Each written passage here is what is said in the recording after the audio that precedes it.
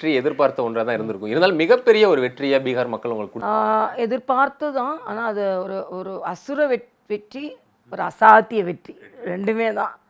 எல்லாரும் வந்து வியப்படையக்கூடிய வெற்றி. ஏன்னா அறுதி பெரும்பான்மை வருமானு எப்போவுமே நம்ம தேர்தல் முடிவுகள் வரும்பொழுது அது அறுதி பெரும்பான்மை தொட்டுடலாமான்னு ஒரு எப்போவுமே ஒரு எதிர்பார்ப்பு இருக்கும். இதை தொட்டு அதை தாண்டி வின்னிங் பாயிண்ட்டை தாண்டி அது பாட்டுக்கு ஓட்டப்பந்தயத்தில் ஓடுற மாதிரி, இது வின்னிங் பாயிண்ட்டுப்பா, இல்லை நில்லுட, இல்லை நான் ஓடுறேன்னு ஓடுற மாதிரி ஒரு நல்ல ஒரு ரொம்ப ஸ்பெக்டாகுலர் வெற்றி. இந்த வெற்றிக்கான காரணமா எதற்கா நீங்க உண்மையிலே அதில் வந்து மோடிஜி அண்டு நிதிஷ்குமார் காம்பினேஷன் தான், வேறு எதுவுமே நம்ம இம்மீடியட்டாக சொல்ல முடியாது. அவங்க ரெண்டு பேரும் பார்த்து பீகார் மக்களுக்கு அவங்க செஞ்சது. பீகாரோட நிதிஷ்குமார் இந்தியா அளவில் பாரத பிரதமருக்கு பக்கபலமாக இருந்தது. பாரத பிரதமர் பீகாரில் அவருக்கு பக்கபலமாக இருந்தது.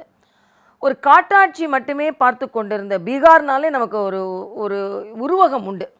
பீகார்னால் அங்கே வந்து எல்லாம் ரவுடிங்க, எல்லாம் வந்து கஞ்சா வச்சு விற்கிறவங்க, எல்லாம் ஒரு பான் பராக் விற்கிறவங்க, ஒரு ரவுடி ராஜ்யம் அப்படின்னு ஒரு எண்ணம் நம்ம மனதில் எப்போவுமே உண்டு. ஆனால் அதை மாற்றினவர் நிதிஷ்குமார்.